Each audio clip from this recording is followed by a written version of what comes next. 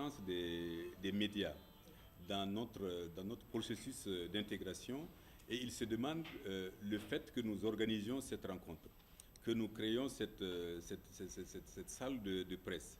N'est-elle pas le début d'une coopération étroite avec la presse pour donc le succès des programmes de la CEDEAO? Et si tel est le cas, où en est-on avec le projet de création d'une station de radio-télévision pour la CEDEAO? Auquel cas je répondrai en disant que nous reconnaissons le rôle central des médias dans le succès des programmes d'intégration. Et j'ai saisi l'occasion pour remercier vous autres, les représentants des médias, pour votre contribution décisive au succès de l'intégration en Afrique de l'Ouest. Et j'ai dit que l'idée de créer une station de radio-télévision de la CEDEAO est née du constat que les programmes de la CEDEAO, les textes de la CEDEAO ne sont pas appliqués simplement parfois parce que les citoyens ignorent jusqu'à l'existence même de ces textes.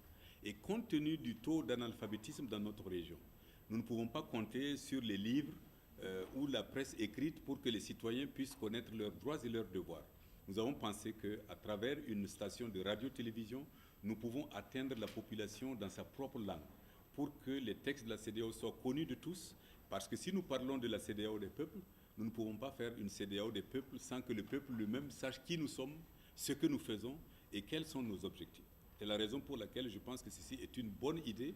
Je me suis battu personnellement pour que cette idée se concrétise à l'occasion du 40e anniversaire de la CEDEAO, mais nous avons rencontré des défis énormes qui font que nous ne pourrons pas l'inaugurer le 28 mai 2015, mais certainement l'idée ne va pas être abandonnée. Nous allons la poursuivre et un jour, s'il plaît à Dieu, on aura la station de radio et télévision de la CEDEAO pour la bonne marche de nos programmes et pour l'intégration réussie en Afrique de l'Ouest. Bien sûr, nous devons aussi intégrer et anticiper, par exemple, la migration donc, à la TNT.